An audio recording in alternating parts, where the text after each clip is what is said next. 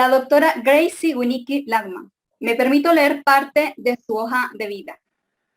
Como ustedes saben, tenemos conferencistas de diferentes zonas del país, así también como participantes, talleristas de otros países. En esta ocasión, la doctora nos acompaña desde Uruguay.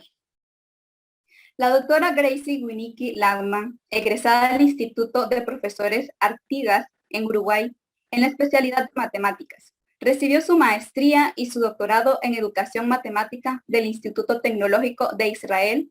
Hace casi 20 años recibió una oferta para trabajar en la Universidad Tecnológica del Estado de California en Pomona y allí trabaja con futuros maestros y profesores, así como profesores en servicio en esa misma universidad o centro de estudio. Nosotros, la doctora Gracie Winicky Lagman. Adelante, doctora, el escenario es suyo. Muchas gracias. Hola a todos, buenas tardes. Un honor, un placer para mí estar aquí con ustedes. ¿Se ve la pantalla? ¿Se ve bien? Sí, se ve. Muy bien, genial. Entonces voy a empezar la...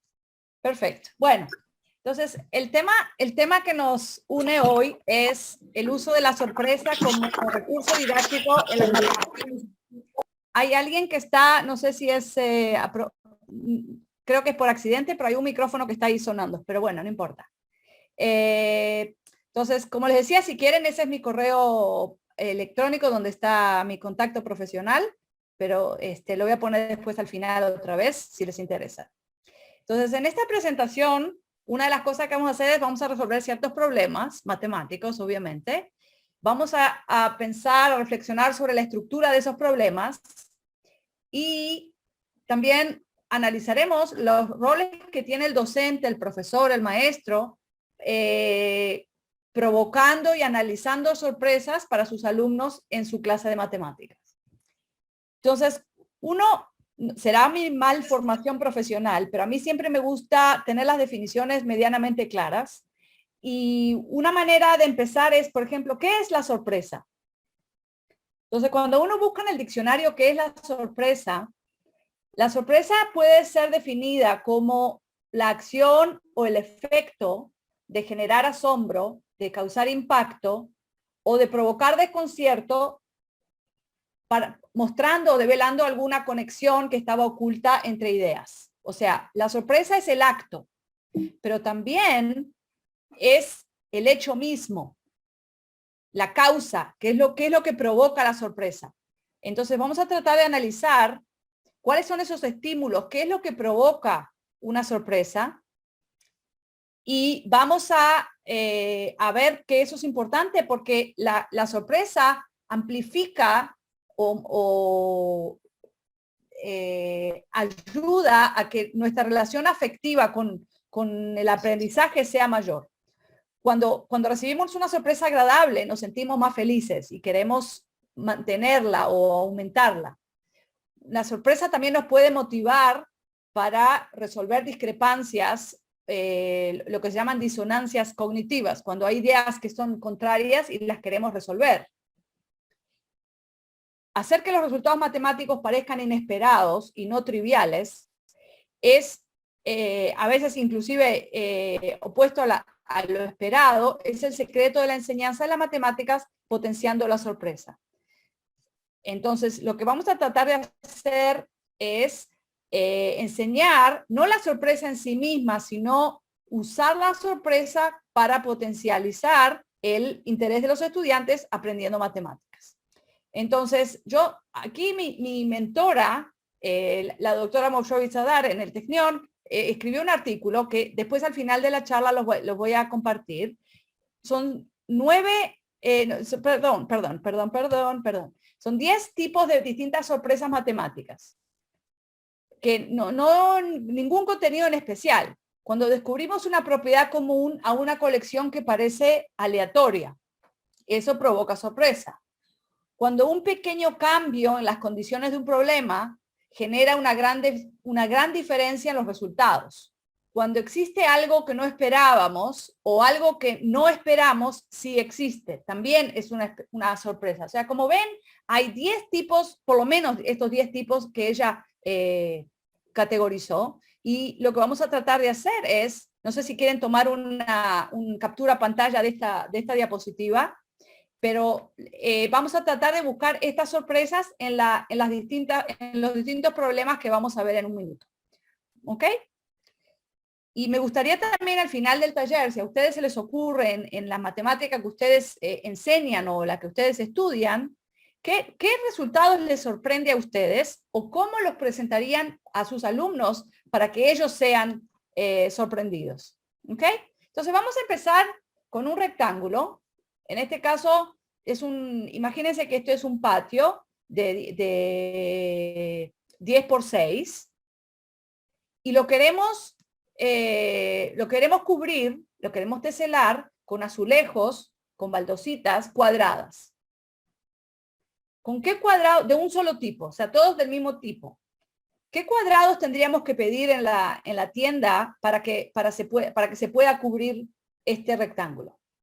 Si alguien quiere participar, levantando la mano, por favor, y los colegas me ayudan. ¿Qué cuadraditos se podrían usar para cubrir cuadrados de un solo tipo?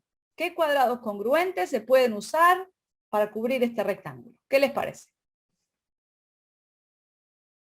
Si alguien quiere levantar la mano o escribir en el chat y mis colegas me ayudan con el chat. Noel. A ver, Noel. Buenas tardes a todos. Creo que el más básico, un cuadrado de la unidad. Ok, el cuadrado de 1 por 1. A ver, no sé si ustedes pueden, pero yo tampoco puedo anotar. Ok, perdón, se me fue. El cuadrado del cuadradito del lado 1 cubre, obviamente, va a haber 10 en cada fila y hay 6 filas. Perfecto, perfecto. ¿Hay otros cuadrados que también se podrían usar?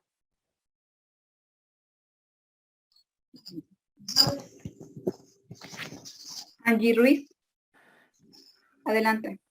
Buenas tardes, yo pensaría Hola. que el de 2 por 2. El de 2 por 2. A ver, explícate. ¿Cómo Porque llegaste a esa conclusión? De 2 por 2.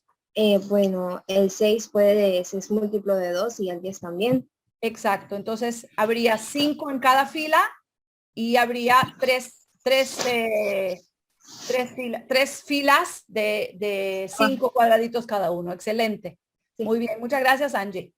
¿Hay alguna otra manera de cubrir este rectángulo con cuadraditos todos de la misma dimensión?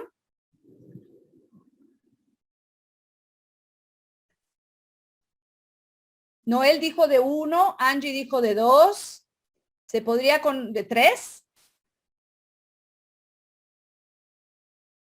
¿Un cuadradito del lado 3? ¿O del lado 4? ¿O del lado 5? ¿O del lado, no sé, del lado que a ustedes les guste? ¿Qué les parece? ¿Qué les parece? Recuerden que esto es un taller, o sea que los invito a participar.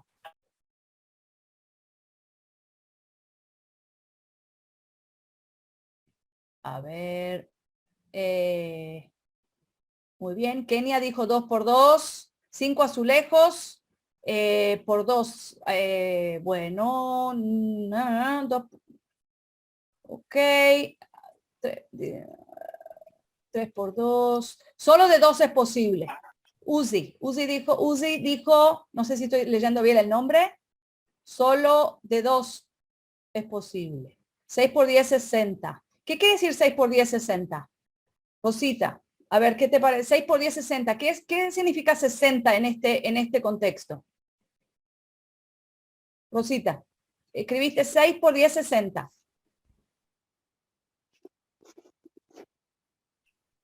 Son 60 cuadrados, dice. Muy bien, 60 cuadraditos. Tenemos, perdón, sí. Tenemos la participación de Milton Valeriano y luego Idalmi Peralta. Muy bien. A ver, ¿qué dicen? Bueno, la participación era igual que los compañeros anteriores, que se podía hacer cuadrados de 2 por 2 y de 1 por 1.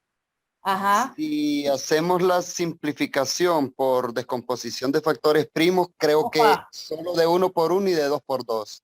Muy bien. Ok, entonces, respondiendo, fíjense que vamos a tener que jugar aquí, no sé cuántos de ustedes son maestros o profesores, pero nosotros por lo menos yo y mis colegas en CIFEMAT también lo hacemos siempre, cada vez que analizamos un problema, lo analizamos como participante, pero también como maestro, como profesor. Entonces, en este caso, empezamos por Noel dijo 1 por 1 que estuvo perfecto, y alguien dijo son 60 cuadraditos de lado 1. Perfecto. ¿Qué es el área? Es el área si usamos por unidad el cuadrado de 1 por 1. Después, creo que fue, después de Noel, ¿quién fue que dijo de 2 por 2? Una de las chicas. No me acuerdo quién fue que dijo. Angie, sí. Dijo del de 2 por 2. Y de 2 por 2 necesitaríamos 5, y alguien dijo, serían 5 por 3, o sea, el área en ese caso sería 15, ¿verdad? Serían 15 baldositas de 2 por 2 cada uno. Perfecto. Entonces, ¿queda claro? ¿Hay alguno otro? ¿Alguien dijo? Sí. Perdón, Idalmi Peralta pide participación. Por favor, Idalmi, sí. Sí, buenas tardes a Sí. todos. Hola. No, solamente para participar ahí que decía alguien que 6 por 10 es el equivalente al área.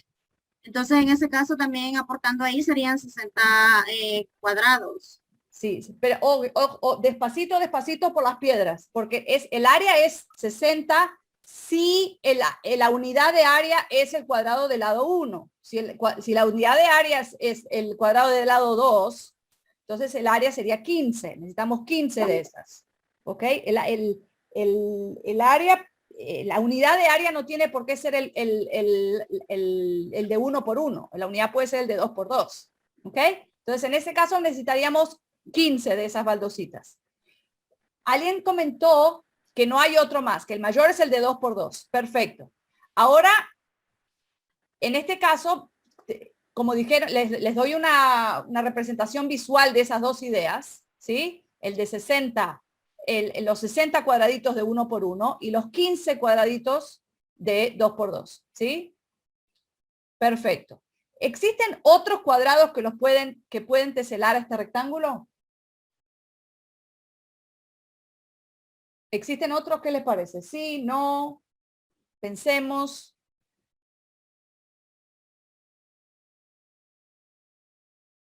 Un cuadrado que no sea del lado 1 y un cuadrado que no sea del lado 2.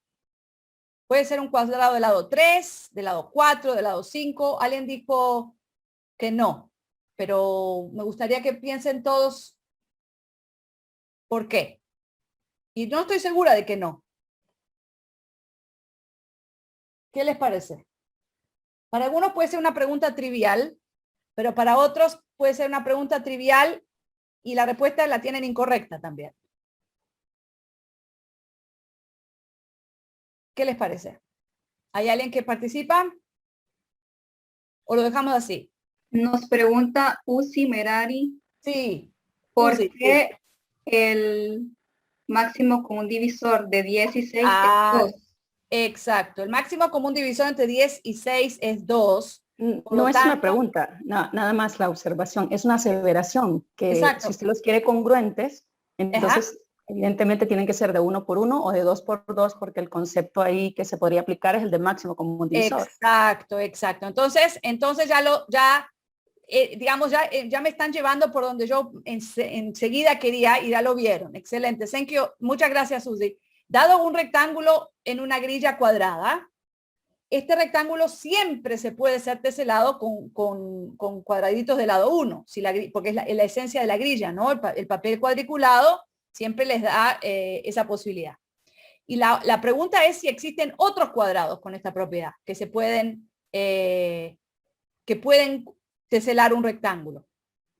La otra pregunta es, ¿cualquier rectángulo se puede teselar con rectángulos congruentes? ¿Qué les parece? Estas son las dos preguntas a las que quiero referirme. Todo rectángulo en una grilla se puede cubrir con cuadraditos de lado 1. pero ¿cuál es el mayor cuadrado? Entonces ahí ya gente ya estuvo dando ideas y vamos a explorarlas un poquito. Y la otra pregunta que quiero hacer es, cualquier rectángulo, no necesariamente en una grilla, ¿cualquier rectángulo puede cubrirse con cuadrados congruentes? ¿Qué les parece? Piensen un minutito y seguimos.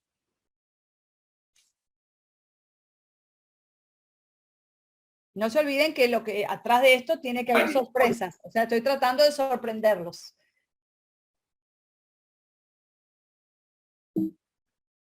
Bueno, entonces imagínense que tienen una grilla, un papel cuadriculado muy grande, un papel de muchos puntitos en forma de forma cuadricular.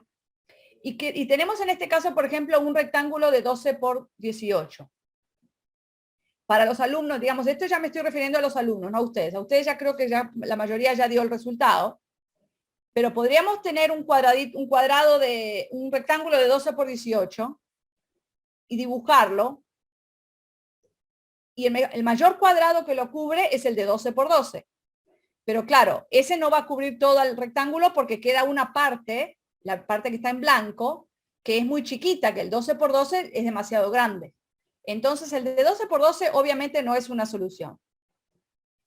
Entonces me queda cubrir, si se fijan, el resto de la parte blanca del rectángulo de la izquierda es de 6 por 12. Dos de esos cuadrados cubren la grilla. Entonces el cuadrado más grande que cubre a un rectángulo de 12 por 18 es el de 6 por 6, es el del lado 6. Que en realidad es lo que habían predicho varios de los colegas, ¿no? Entonces, si lo hacen por ejemplo, un rectángulo de 28 por 126, por decir un número, por decir un par de números, el más grande que lo cubre es un rectángulo de 14 por 14. Y generalizando, sí.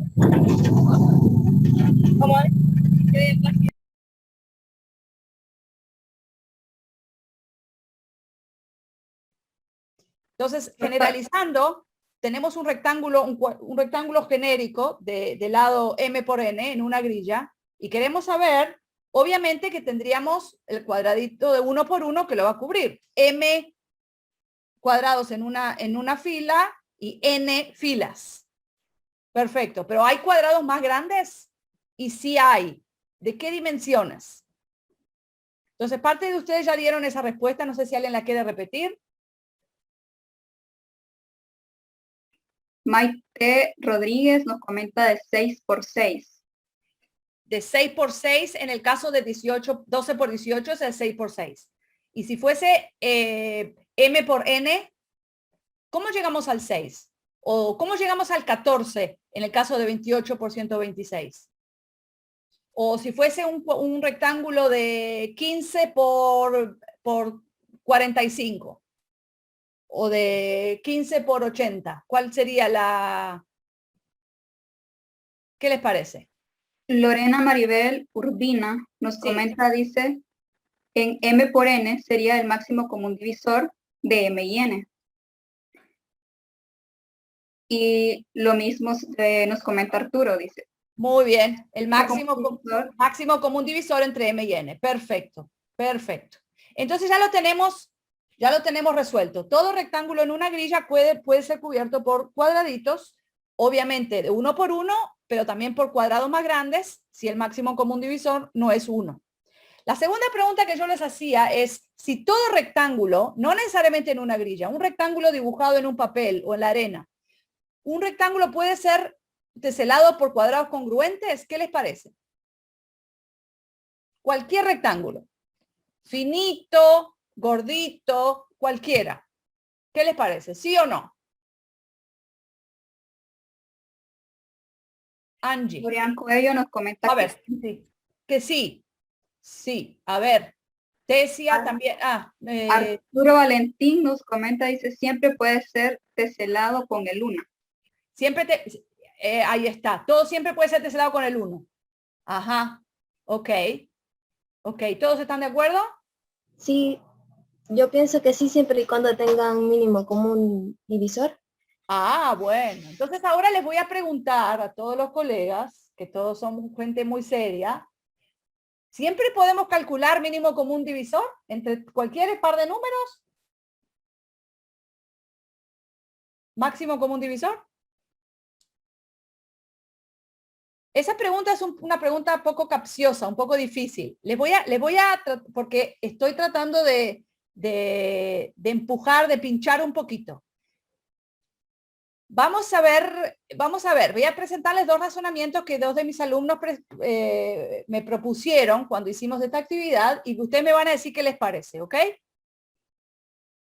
Entonces, consideren un rectángulo de 3.75 por 5.2, ¿ok? Yo dije cualquier rectángulo, no dije un rectángulo en una grilla, dije cualquier rectángulo. Entonces, cualquier mismas unidades, digamos 3.75 metros por 5.2 metros, que puede ser el tamaño de un dormitorio, de una sala. Ok. Entonces, ¿cuál sería en este caso el mayor, si es que hay algún rectángulo, o algún cuadrado que los cubre? ¿Existe algún cuadrado que lo puede teselar? Si no existe, explique el por qué. Y si sí existe, ¿cuál sería el mayor cuadrado con esta propiedad? ¿Qué les parece? ¿Cómo lo harían ustedes? Pienso que podríamos cambiar los decimales Ajá. a enteros, hacerlo en Exacto. los enteros y posteriormente volver mediante ese mismo cambio a los decimales. Excelente, excelente. Es como que hubieras estado en mi clase, que hubieras estado en mi salón por una cuestión telepática. Tu respuesta es la respuesta de la izquierda, el método 2. Uno de mis alumnos sugirió mirar al 3.75 como 375 dividido 100. Pero aquí, no capté tu nombre. ¿Me repites tu nombre? Uzi. Uzi. Nombre extraño. Uzi dijo que mirar al 3.75 como 375 centavos o céntimos. Son 375 por 1 sobre 100, ¿no? Así creo que lo miraste tú. Entonces, el máximo común divisor entre 520, que es el número que en vez de 5.2 lo miramos en 520 céntimos, el máximo común divisor entre 520 y 375 es 5. Pero son 5 céntimos. O sea que el cuadradito del lado 0.05 metros, o sea 5 centímetros, ese cuadradito va a cubrir esta sala de 3.75 por 5.2. Excelente, Uzi. Muchas gracias. O sea que lo encontramos, lo pudimos hacer. Con estos dos decimales lo pudimos hacer. El otro método es también hacerlo sin los decimales, hacerlo con fracciones simples y mirarlo así como lo miró este alumno en el método número 1, si alguien le prefiere. Entonces son 75 sobre 20 o 104 sobre 20. El máximo común divisor entre 75 y 104 es 1, son números primos entre sí.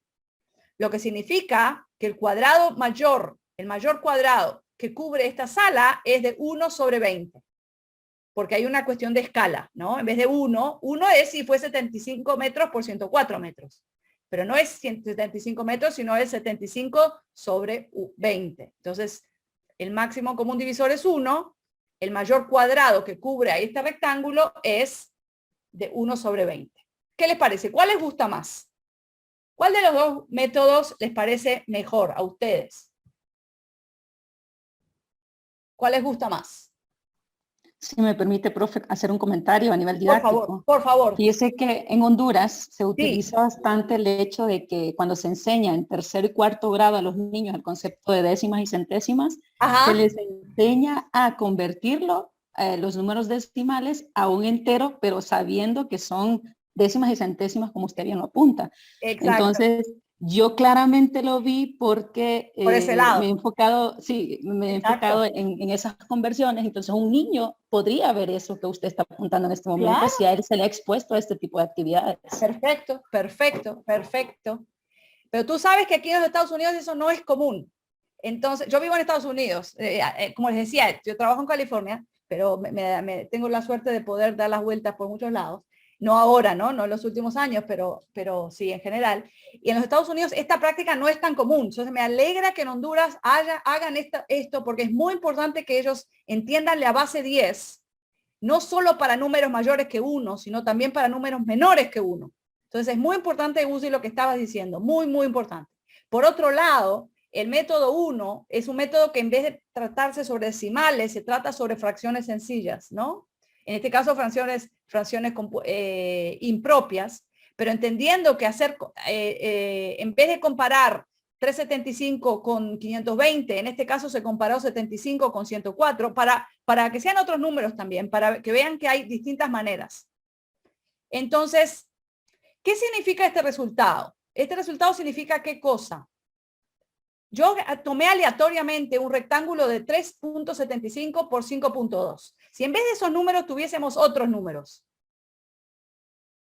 ¿qué otros números decimales? Yo qué sé. Positivos, obviamente, porque son los lados de un cuadrado, de un rectángulo. Tiene que ser positivos. ¿Qué significa esto? Este ejemplo muestra qué cosa. No se olviden de la pregunta que nos está enmarcando el razonamiento. La pregunta es, ¿se puede cubrir todo rectángulo con cuadrados congruentes, con cuadrados del mismo tamaño?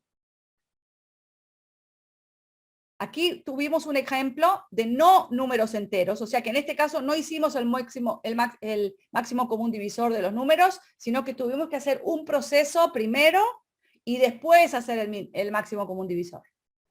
Pero si en vez de ser 3.75 y 5.2 hubieran sido 10.84 y 7.9, ¿se podría haber hecho lo mismo?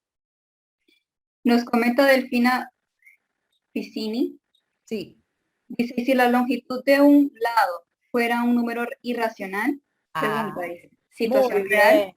Muy bien.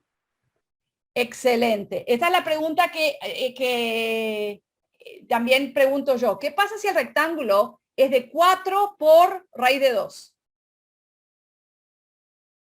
¿Qué les parece? Excelente, excelente idea. Excelente. Es como si hubiera visto mi presentación de antemano. ¿Existe algún cuadrado que lo pueda teselar?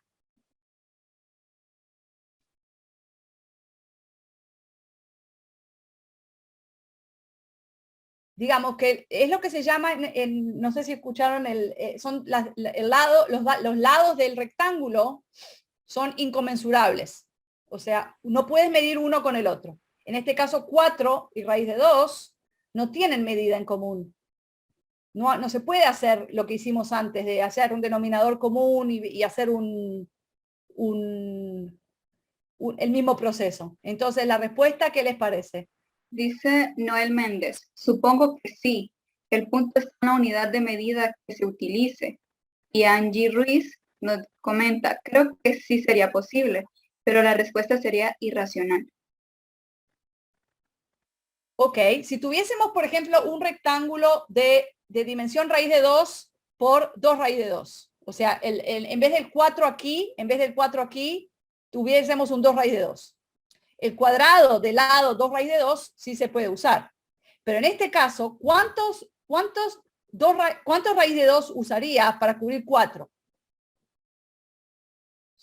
No se olviden que teselar significa poner un número entero de veces la pieza que queremos de usar de baldosa para cubrir el 4 y un número entero de veces para cubrir el raíz de 2. No sé qué les parece, pero a mí la idea esa de que 4 y raíz de 2, que raíz de 2 es irracional y que 4 no, alguien lo mencionó, yo creo que eso es importante. Eso significa que este rectángulo no se puede cubrir con cuadrados congruentes. No sé qué les parece a ustedes. Lorena Maribel Urbina dice que tendría que ser del lado irracional. Del lado irracional. Ok, el cuadrado que usemos será del lado irracional. ¿Qué número usarías? ¿Qué número usaríamos?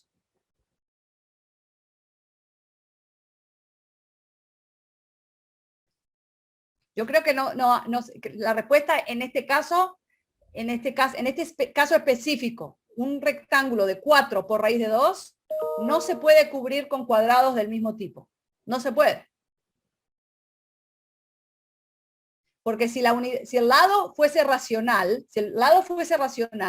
el 4 se puede cubrir, pero el raíz de 2 no. Y si el lado fuese irracional, dependiendo qué irracional, digamos que sea algo con raíz de 2, quizás se pueda cubrir raíz de 2, pero no el 4. Porque eso es exactamente lo que raíz de 2 sea irracional significa. No sé si queda claro. Los dejo pensando, pero la respuesta en este caso es no. No se puede. ¿Ok? No sé si les parece, pero piénsenlo un poquito más. Y este es un caso de sorpresa en el que yo pienso que todos los rectángulos de lados con números naturales se pueden cubrir. Todos los rectángulos con números racionales se pueden cubrir. Pero si uno de los lados es racional y el otro es irracional, no se pueden cubrir. Y el hecho de que estas dos cosas estén relacionadas, para mí es una sorpresa. Y yo creo que es una sorpresa para ustedes también. Espero así sea. Entonces vamos a seguir también con el rectángulo de 6 por 10. Y había un documento que quería que los moderadores compartan, o con los chicos de la tecnología compartan con los participantes. Es un repartido, es una hojita que tiene este rectángulo de 10 por 6. Y en vez de usar un cuadrado para cubrirlo, lo vamos a cubrir con 2 cuadrados. O sea, ahora la baldosa no es un cuadrado, sino que es un dominó. Entonces, ¿podríamos cubrir este rectángulo con baldosas de 2 por 2? ¿Qué les parece? Esta fábrica de baldosas quiere ser creativa y en vez de hacer baldositas sencillas, quiere hacer baldositas un poco más modernas del lado 2. ¿Qué les parece? ¿Se podrá cubrir el rectángulo con baldositas de lado 2? De lado 2 no, hechas por 2 cuadraditos o hechas por 3 cuadraditos. ¿Qué les parece? ¿Qué les parece?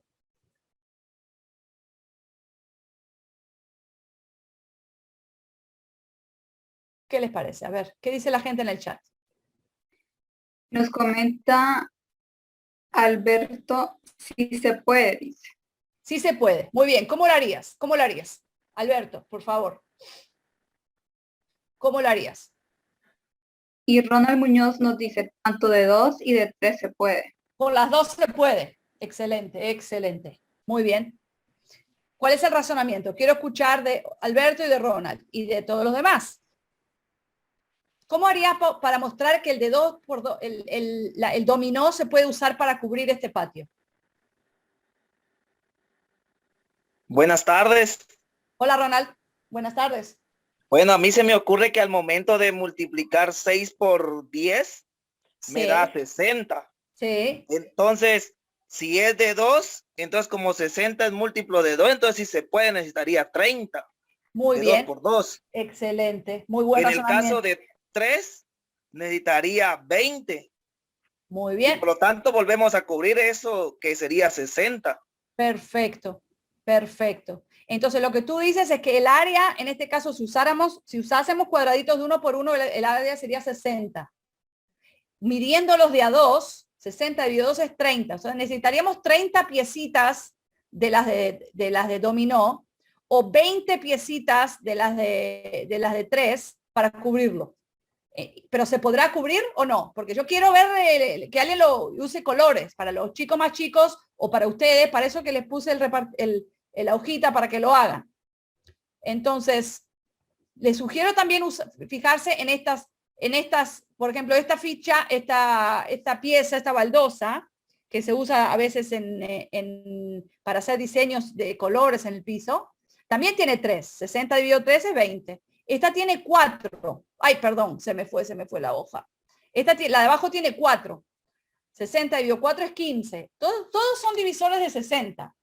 Entonces, usando este razonamiento, podríamos decir que sí, que se puede cubrir este patio con todas esas baldosas. ¿No?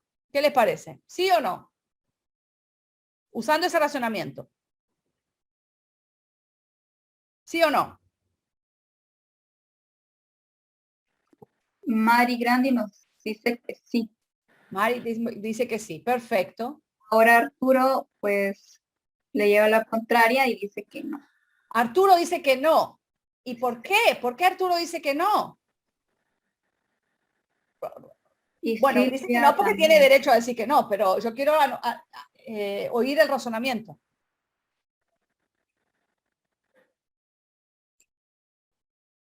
¿Cómo lo harían? ¿Cómo lo harían?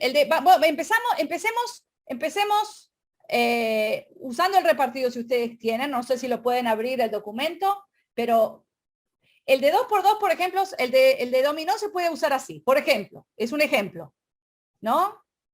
En vez de 10, uso 5 fichitas a lo largo y 6 a lo ancho. ¿Les parece?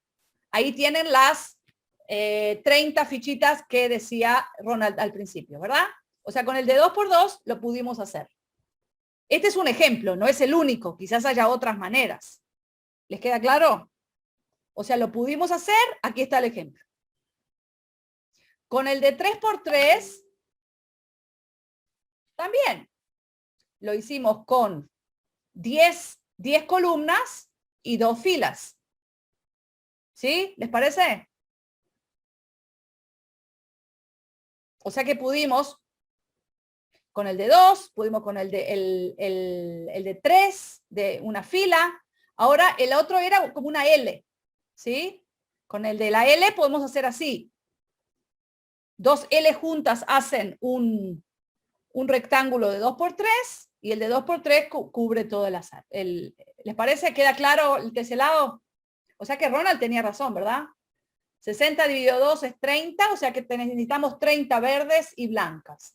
60 dividido 3 es 20, o sea que necesitamos 20 rosadas y blancas. 60 dividido 3 es 20, necesitamos 20 de las rojas, verdes, azules y amarillas. ¿Y qué pasa con estas dos? Si intentan hacerlo, no sé si alguien intentó, ¿alguien intentó? Jesús Pereira dice, por ejemplo, la de 4 dice, solo usando la horizontal no se puede. Sin embargo, si vale rotarla, o sea, si rota. Sí, vale rotarla. Las baldosas, no sé si tú pones baldosas en tu casa, pero las baldosas las puedes rotar. Sí, señor. No tiene por qué ser horizontal. Las puedes poner vertical o horizontal, sí. Sin partirlas, obviamente, sin partirlas. Fíjense que tenemos el de 10×6 y queremos cubrirlas las podemos poner o vertical o horizontal. Fíjense que en esta, por ejemplo, ya la habíamos rotado. La verde y la roja están rotadas. Lo mismo va a ser en el ejemplo siguiente. Entonces, no sé si tienen tiempo de explorar y si quieren explorar. ¿Qué les parece? Ronald había dicho que 60 es el área del rectángulo si lo medimos en unidades en cuadraditos de 1×1. Entonces, 4 es un factor de 60. Entonces, se necesitarían 15 de estas. O sea, si yo les doy 15 de estas baldositas, ¿ustedes podrían cubrir el rectángulo? ¿Qué les parece? 15 de las rectangulares de 1×4 o 15 que parece como una T invertida. Y la respuesta la tienen aquí. No sé si tienen aquí si ven el diagrama. El diagrama muestra un rectángulo de 10×6. Eric Miguel nos dice, no, dice, sobre un cuadrado de 2×2. Explícate, ¿cómo sabes que sobra un cuadrado de 2×2? ¿Siempre va a sobrar un cuadrado de 2×2? ¿Será que pusimos las barritas en los lugares incorrectos? O sea, si lo intentan hacer, sí. Sí, colocando los cuadrados Sí. de 4, pues las coloqué todas así, pero siempre me sobra un cuadrado 2×2. Incluso moví unas horizontales y otras verticales. Entonces, eso te da una conjetura, eso te lleva a pensar qué cosa. A ver, ¿qué es lo que estás sospechando? Porque habrás hecho, no sé, habrás hecho algunos ejemplos y siempre te quedan 4, pero te quedan 4 que no están en fila. sino que están en un cuadrado. Eh, O si no, sí, aisladas, o 4 que están en distintos lugares. sí, siempre me queda un cuadrado de 2 por 2, siempre. Sí. Eso, o sea, Ahí está. siempre lo puedo llenar, pero como por la forma que es de 4 por 1, no puedo completarlo. O sea, Ok. sí tengo los 4 cuadritos ahí, pero no de la forma que yo quiero. Ok, o sea que Ronald te predijo algo que tú no lo puedes cumplir. Entonces, ¿con quién voy? ¿Contigo o con Ronald? Ronald dijo que sí se puede. Y tú dices que no se puede. Entonces, ¿cómo lo hacemos? ¿Cómo lo hacemos? ¿Se puede o no se puede? Pues no sé, yo digo que no se Tú puede. dices que no se puede. ¿Alguien más dice que sí, que no? Pensemos. Lorena nos dice en el chat que no, porque 4 no divide a 6. 4 no divide a 6, es correcto, pero 4 divide a 60. 4 tampoco divide a 10. 3 no divide a 10 y sin embargo sí pudimos hacerlo con 3. No sé si queda claro lo que estoy diciendo.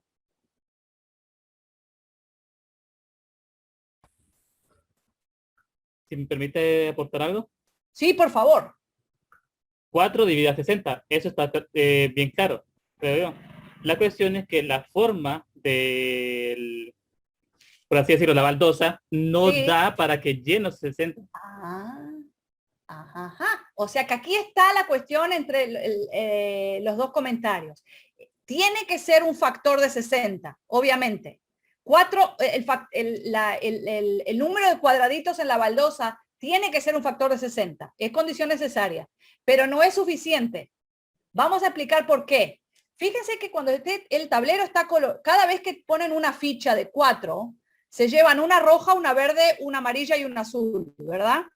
Entonces, cada ficha que colocan, cada baldosa que colocan, reduce el número total en 1, el total de cada color. Pero si miran, ¿cuántas rojas hay? Hay 15, hay 16 verdes, hay 15 amarillas y 14 azules, si las cuentan. No sé si quieren contarlas, pero... Entonces, ¿qué significa esto? Que al final...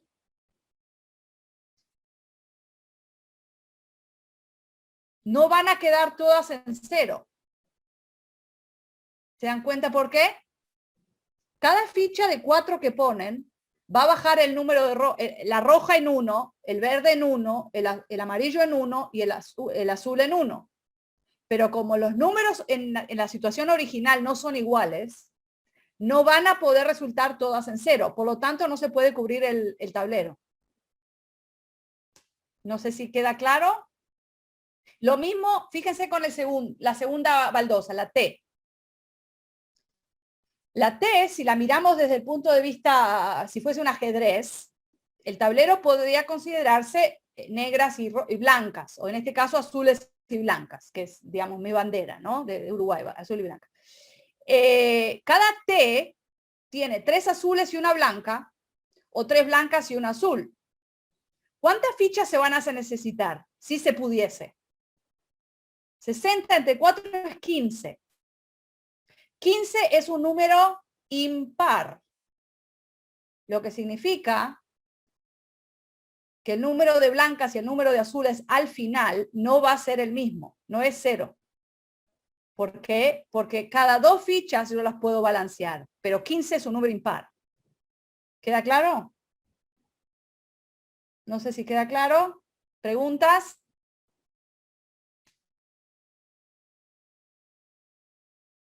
Preguntas. ¿Queda claro por qué no en cada uno de los 2 casos?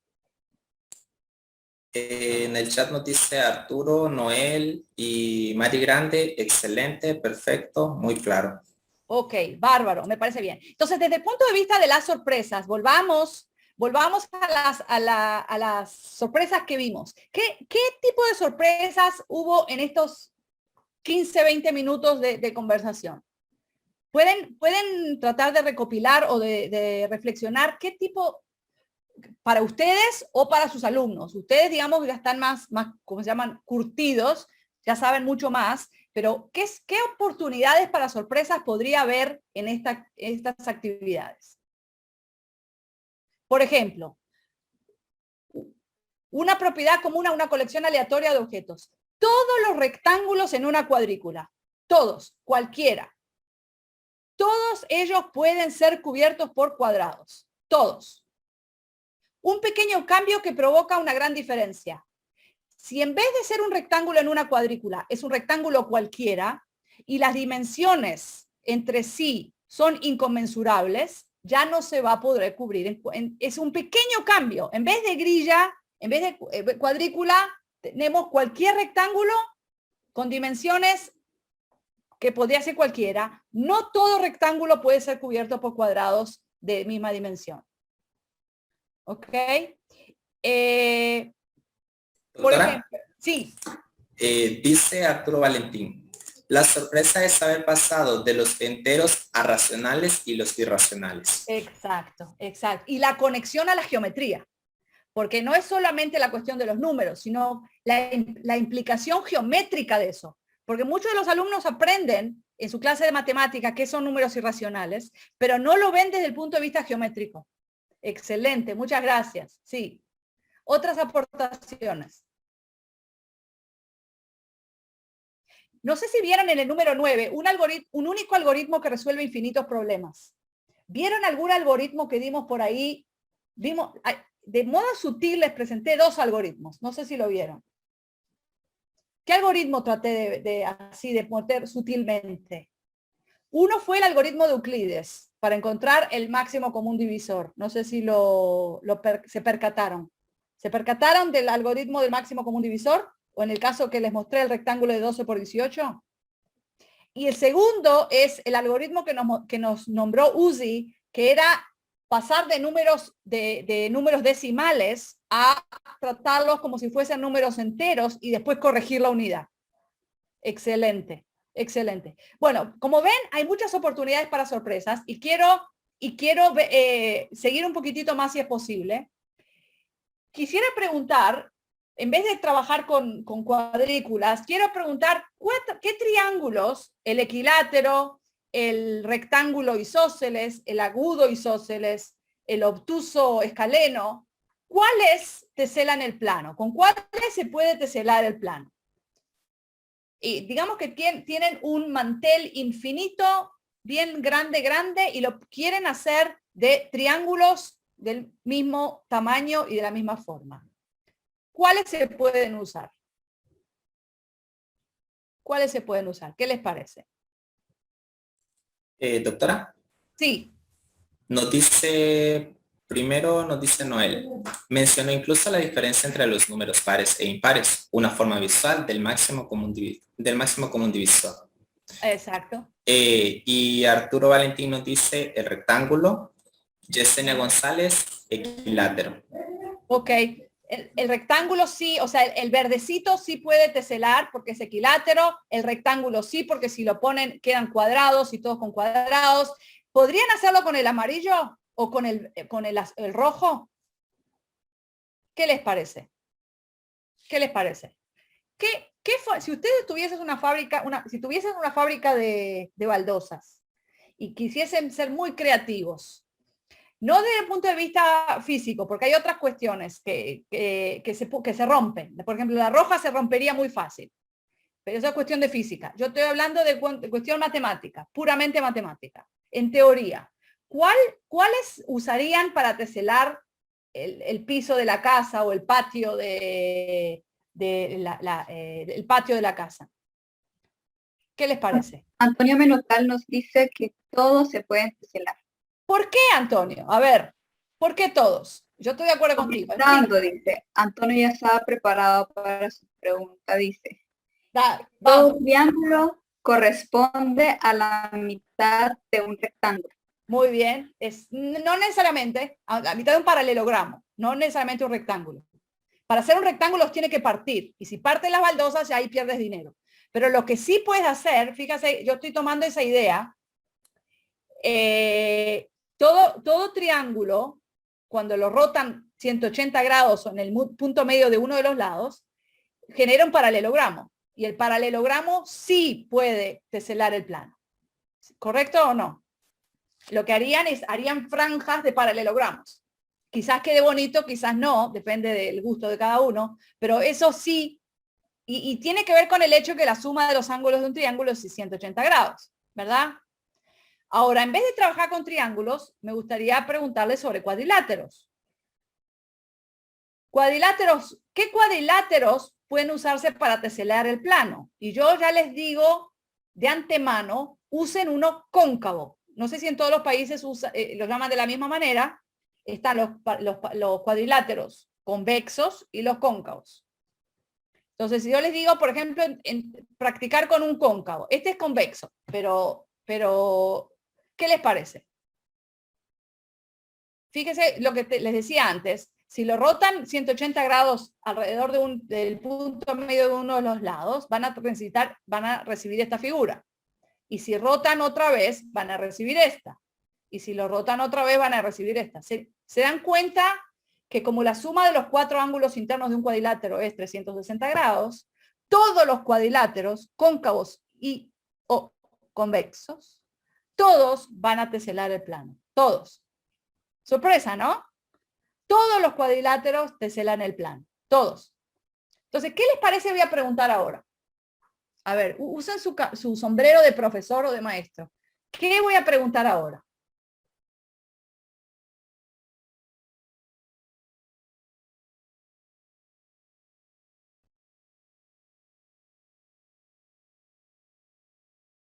Arturo y Lenin nos comentan que están sorprendidos. Una sorpresa. ¿Sorpresa de por qué? ¿De los cuadriláteros o de los triángulos o de qué? ¿Sorpresa de qué? ¿Cuál es lo que lo sorprendió? Dice Arturo, si teselan cuadrados o rectángulos. Sí. Lorena, los cuadrados y los rectángulos, claro. Esos son los que vemos en todas las salas, en los baños, en todos lados. Pero no necesariamente tiene que ser rectángulos. ¿Sí? Lorena nos pregunta si se puede con círculos. Bueno, con círculos no se puede, porque los círculos, como no son polígonos, tienen, pero no es necesariamente porque no son polígonos, sino porque dejan espacios vacíos. ¿Sí? Y Ronald Muñoz dice, ¿qué polígonos regulares teselan en el plano? Muy bien, ¿qué polígonos regulares teselan en el plano? Es una pregunta excelente que aparece también en la naturaleza, que no se las voy a contestar, obviamente, pero es una pregunta que los alumnos van a preguntar, me imagino. Sí. Entonces, esa pregunta es una pregunta que en realidad sigue esta secuencia pedagógica. Excelente, excelente. Todos los triángulos teselan el plano, todos los cuadriláteros teselan el plano, y alguien ya sugirió ver los polígonos regulares. Muy bien, entonces dentro de los polígonos regulares voy a ir al pentágono. ¿Qué pasa con el pentágono regular? ¿Va a teselar el plano o no? ¿Qué les parece? Si toman el ángulo interno de un pentágono regular es 108 grados. No sé si se acuerdan, pero lo pueden calcular. 108 por 3 es 324. 324 es un poquito menos de 360. O sea que no me alcanza para poner un cuarto pentágono ahí, ¿verdad? O sea que el pentágono regular no tesela el plano. Se acabó la parranda, como decimos. Pero el pentágono regular no tesela el plano.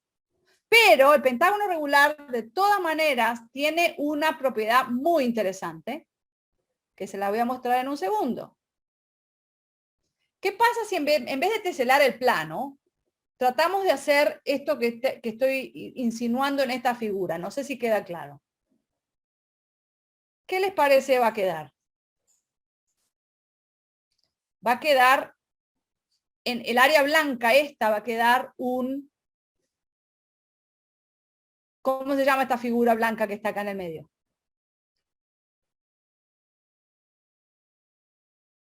Un decágono, nos dice Adrián Cuello y un decágono, muy bien, un decágono, y no solamente un decágono, sino un decágono regular. Es un decágono regular. Pero eso habría que probarlo, porque el hecho de que yo haya puesto un dibujito acá no implica nada. Sí, había una pregunta por ahí. Y ante la sorpresa, nos pregunta Lorena Maribel Urbina. Todos los polígonos regulares sí se pueden descomponer en triángulos. Pienso, dice, que si se pueden teselar o no. Ok. Todos los polígonos regulares se pueden descomponer en triángulos, sí, pero esos otros triángulos no son congruentes. Lo que nos lleva a la investigación de qué polígonos regulares se pueden usar para teselar, que es una actividad súper interesante que les recomiendo ustedes explorar y llevársela a sus alumnos. Pero lo que para traer de vuelta a la secuencia que yo sugiero aquí, fíjense que empezamos con triángulos, pasamos a cuadriláteros, todos los cuadriláteros teselan el plano. Los pentágonos, algunos sí teselan, otros no. El regular no tesela, pero sin teselar también nos da una figura muy interesante. No sé si la ven en este caso. Es un decágono regular. ¿Cómo sabemos que es un decágono regular? Ustedes me dirán. ¿Cómo sabemos que es un decágono? ¿Cómo sabemos que se cierra y no es una ilusión óptica? ¿Y cómo sabemos que es regular?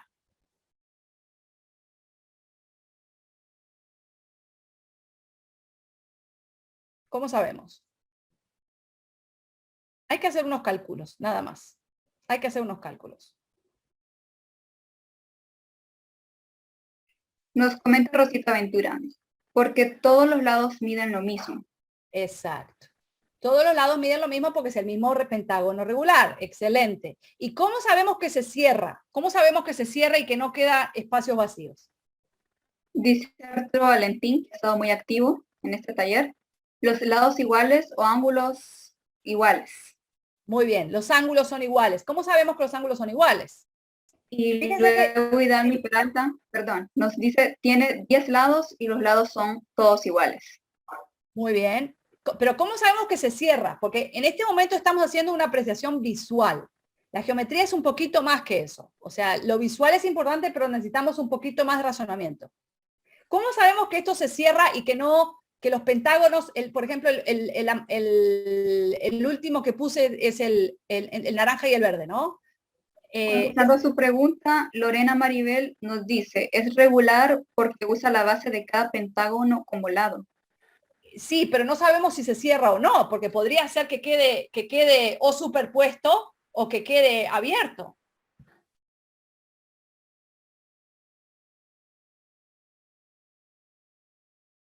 O sea, no sabemos si es un polígono cerrado. Es una poligonal seguro, pero que es un polígono cerrado no sabemos. Habría que hacer un poquito más de cálculo. Fíjense que el ángulo interno de cada uno es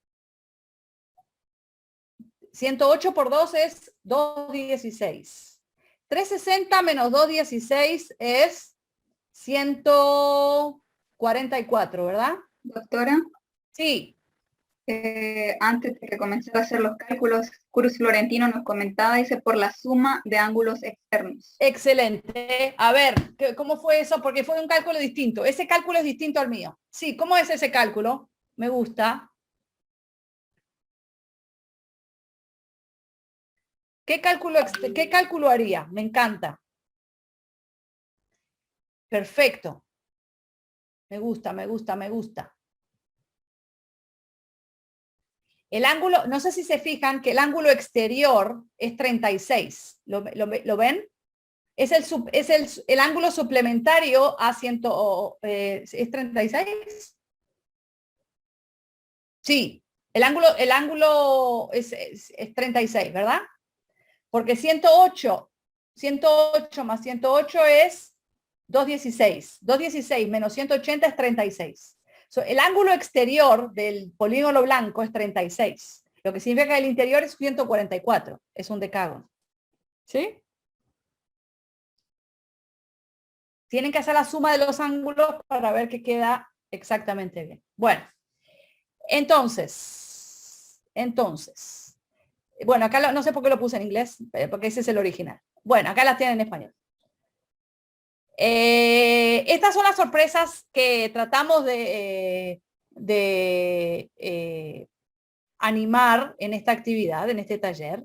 Y quiero compartirles con ustedes, que vamos a tener en el CIFEMAT, que es la Red Internacional de Círculos y Festivales Matemáticos, vamos a tener muchas tertulias. La tertulia que me toca a mí liderar o conversar con ustedes es en el uso de las paradojas en la enseñanza de las matemáticas, y si quieren, ya se la pueden ir agendando, pero les invito a mirar en redes sociales cuáles son todas las tertulias que va a haber de CIFEMAT y todas las actividades, no solo las tertulias. Entonces ahora voy a dejar de compartir y si alguien quiere hacer preguntas, yo creo que este es el tiempo, ¿no? ¿Qué dicen los moderadores? Si tienen preguntas, comentarios o dudas al respecto, las pueden hacer por medio del chat. Mi compañero José Obando hará lectura de cada una de ellas. Perfecto. A ver. Si quieren que comparta alguna de las diapositivas, también lo puedo hacer, me avisan y pongo. Solo para poder ver, quería dejar de compartir para poder ver, sí.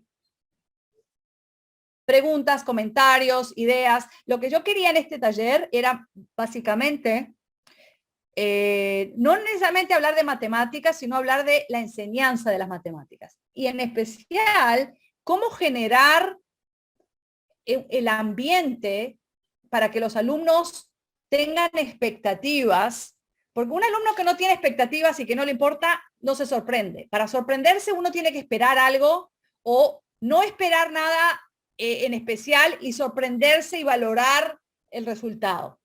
Por ejemplo, no sé si les pasa a ustedes, pero muchas veces me toca enseñar un curso, por ejemplo, Historia de las Matemáticas, y los alumnos no entienden cuál es el valor de tener el algoritmo para resolver ecuaciones de segundo grado, menos b más menos, raíz cuadrada, b cuadrado menos 4ac dividido 2a. Eso, los muchachos están, ok, es obvio, se la saben, se sabe la canción, pero no entienden que la humanidad tardó cientos de años, no miles de años, pero cientos de años en llegar a ese algoritmo. Y en especial, en culturas distintas, había distintos algoritmos y los algoritmos llevaban a soluciones parciales, no soluciones totales. En cambio, este algoritmo que tenemos ahora y que enseñamos y que los alumnos se lo toman como se toman la medicina, lo digieren pero no lo aprecian, es importantísimo que aprecien qué significa tener un algoritmo que resuelve infinitud de problemas. Cualquier ecuación de segundo grado puede ser resuelta con una computadora por este algoritmo. En cambio, una ecuación de quinto grado no puede. ¿Por qué? Porque no existe un algoritmo que resuelve una ecuación de quinto grado. Claro, los alumnos no ven ecuaciones de quinto grado en general, pero no aprecian, o a no ser que nosotros lo hagamos explícitamente, y yo creo que es nuestra tarea, que desde el punto de vista cultural, no solo enseñar el algoritmo, sino enseñar el valor de ese algoritmo. ¿Qué implica tener ese algoritmo? Entonces, preguntas, comentarios. Nos dice Lenin García, ¿qué beneficios conlleva el factor sorpresa en la enseñanza de las matemáticas? Bueno, yo tengo mis ideas, no sé qué le parece a los participantes, a los colegas, inclusive gente que se sorprendió en este taller. ¿Qué les provocó? Reflexionen en su experiencia personal. Hoy, si yo no lo pude sorprender, no importa. En algún momento de su formación profesional, ¿qué les provoca la sorpresa? ¿Cuáles son las reacciones a la sorpresa? A veces son reacciones positivas, a veces son reacciones negativas, pero enfoquémonos en las positivas.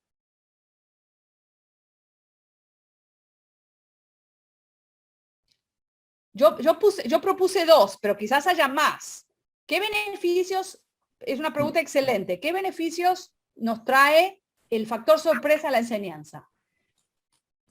En mi punto de vista, motivación. Quiero estar, me sorprendió, ¿qué pasó? ¿Cómo fue? Y segundo, provoca curiosidad por saber más. Nos dice Rubia Escamilla, ver las matemáticas de manera divertida es genial. Lorena Maribel, curiosidad, motivación a seguir participando. Exacto. Participando, pero no de manera pasiva, sino a formular preguntas también. Y decir, y si no es así, ¿Y qué pasa si, y eso es lo que es hacer matemáticas, no es solo quedarse con un resultado, sino tener ese resultado y formular nuevas preguntas? Yo creo que el valor de las preguntas está muy underestimated, ¿cómo se dice? No sobreestimado, sino lo contrario. Bueno, no sé cómo se dice.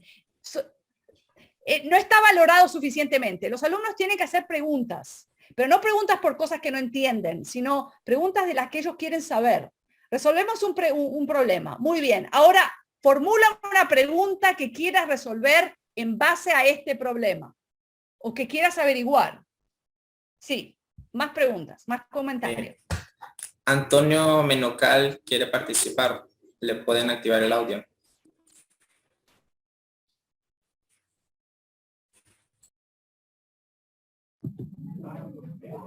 Sí, buenas tardes, muchas gracias. Hola. Muchas gracias por compartir este espacio con nosotros. Les decía ahí en mis comentarios, me ha fascinado la forma en que se ha dirigido el taller. Respondiendo a la pregunta de qué sorpresas nos ha generado, es el hecho, pues, logramos a partir de la forma en que se ha llevado, formamos conjeturas y eso aún nos llevó a plantearnos más problemas, a generar curiosidad por saber, y si lo planteo de esta otra manera, ¿qué va a suceder? Entonces, eso es lo interesante de esta parte de la manera en que se ha llevado el taller en cuanto a la sorpresa.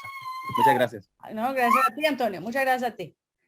Sí, pero digamos, yo no quiero que se queden con la idea de que tiene que ser geometría. Para mí geometría porque esa es mi área de especialización, pero yo creo que es el principio didáctico ese de que, mañana tengo que enseñar, no sé, multiplicar polinomios, yo qué sé, no sé, el tema que quieran aprender. Los temas, en especial los temas que son muy algorítmicos, hay que buscar la manera de que los alumnos entiendan o que descubran por qué es que se hace esto y qué es lo fascinante de ese tema. Por ejemplo, yo en el caso que nombré, producto de polinomios, no sé, que se enseña en la secundaria. El producto de polinomios no es distinto al producto que se enseña en tercer y cuarto grado de la multiplicación de números de 3 dígitos por 4 dígitos. Es lo mismo, es exactamente lo mismo, es la misma estructura, usa la propiedad distributiva y nada más. O sea, no hay que presentarlo como algo místico.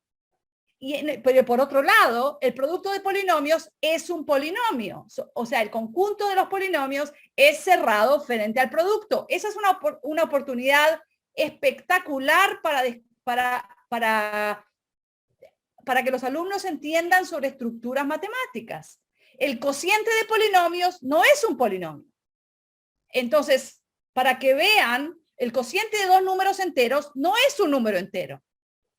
Entonces, para que vean por qué se llaman funciones racionales, cuál es la relación entre funciones racionales y números racionales, esas estructuras que existen en una nube arriba de los currículos y que nosotros no le contamos a los alumnos. En cierto sentido, los privamos de la parte más bella de la matemática, que es la estructura. Sí, más preguntas, comentarios. Uzi Merari Turcios nos dice, los estudiantes se dan cuenta que hay modelos que se han construido y que no funcionan en algunos contextos. Hay que extender el modelo. Exacto, perfecto, excelente idea. No sé a qué modelo se refería, pero sí, el hecho, por ejemplo, el que se me ocurre en este momento, cuando ustedes grafican una función de segundo grado, ¿sí? Y ven las raíces de segundo grado, ustedes ven que hay algunas que no tienen raíces reales, ¿sí? Sin embargo, el algoritmo siempre te da soluciones, que son complejas. Entonces mi pregunta es, a los profesores que enseñan en la universidad, ¿cuándo se le enseña a los alumnos a ver las raíces complejas de un polinomio de segundo grado? Muy pocas veces. En cambio, el algoritmo de resolución de ecuaciones se enseña en, no sé, en secundaria, no sé, a los 12, 13, 14 años. En cambio, visualmente, no todas las soluciones de una ecuación de segundo grado se ven. ¿Cuándo se ven? cuando se hace en el plano complejo, o en el, ¿verdad? Bueno.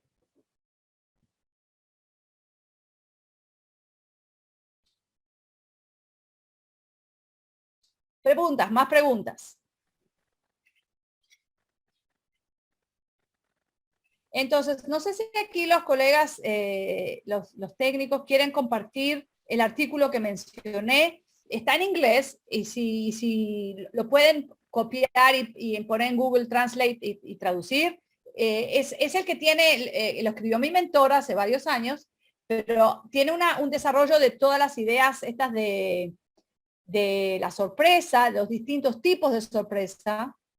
Y yo creo que es un artículo que vale la pena leerlo. Y me gustaría saber si tienen alguna inquietud para sus propias clases, Carmen Arce quiere participar. Sí, por favor, Carmen. Vamos, Carmen.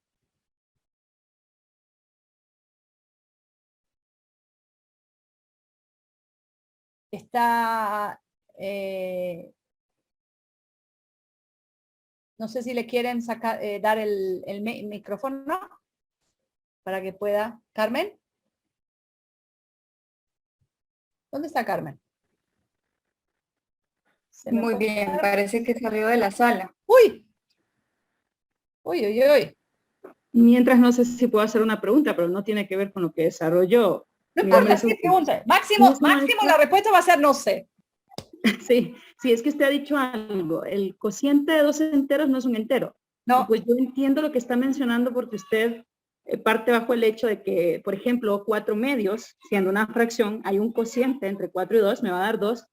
Pero yo no puedo decir que 2, siendo entero, va a ser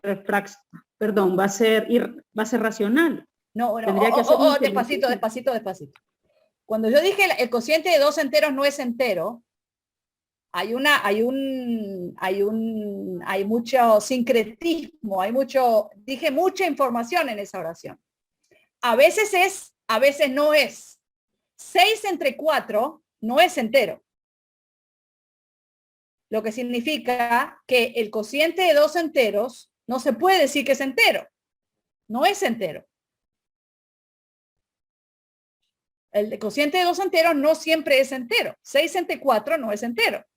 En otras palabras, los números enteros no son cerrados frente a la división. Sacando el 0, obviamente.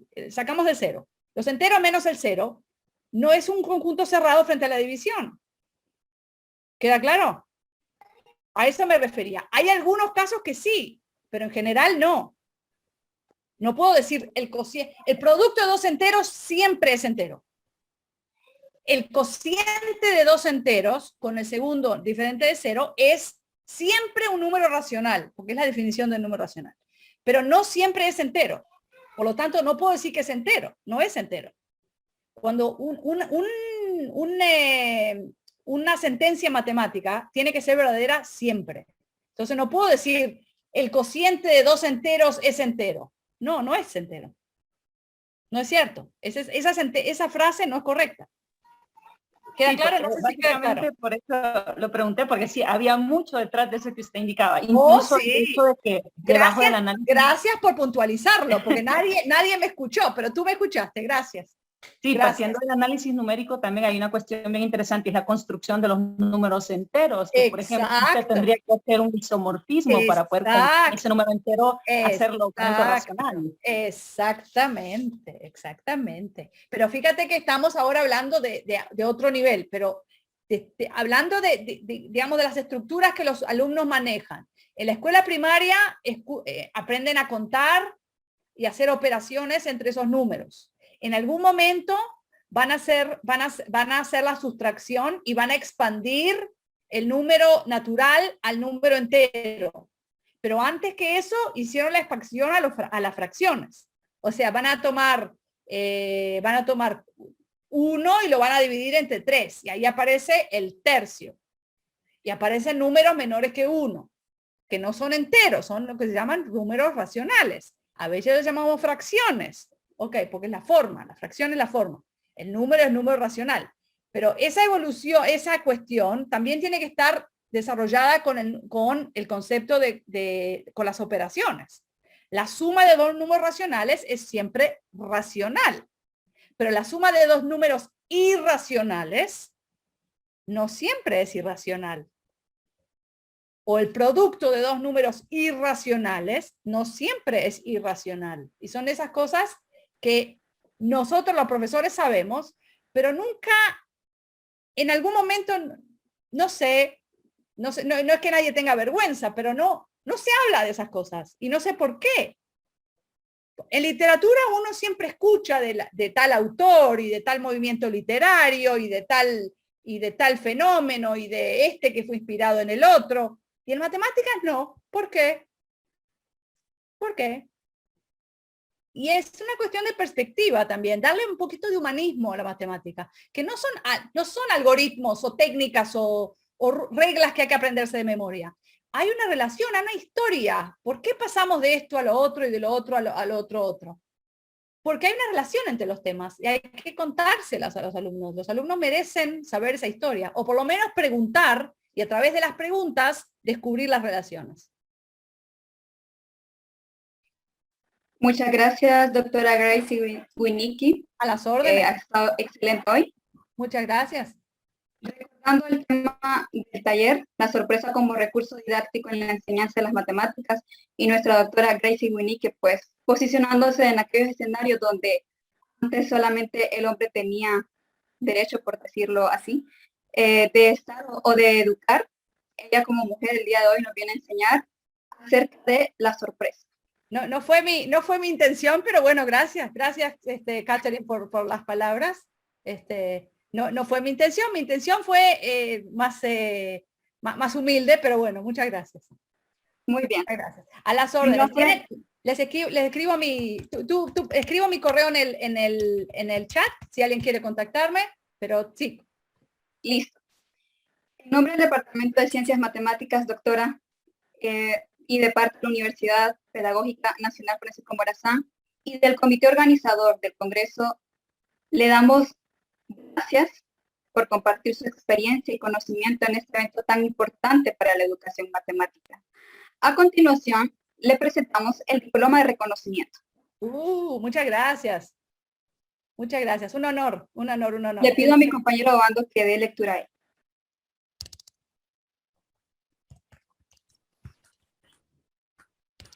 Universidad Pedagógica Nacional Francisco Morazán, Vicerrectoría Académica, Departamento de Ciencias Matemáticas, Comité Organizador del Congreso de Matemática Educativa.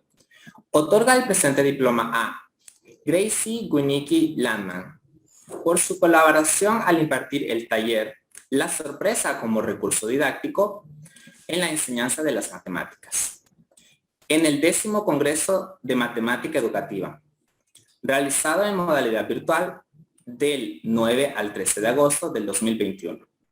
Tegucigalpa, Honduras, 13 de agosto 2021. Muy bien. Muchas gracias, José Obando. Recordándole a todos nuestros participantes el llenado del formulario.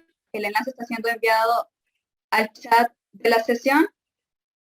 Así también, pues, recordándoles que a lo largo de estos 5 días se estarán presentando actividades y conferencias en las cuales ustedes podrán participar, conferencias y talleres simultáneos. Entonces, les invito a participar. Muy buenas tardes a todos.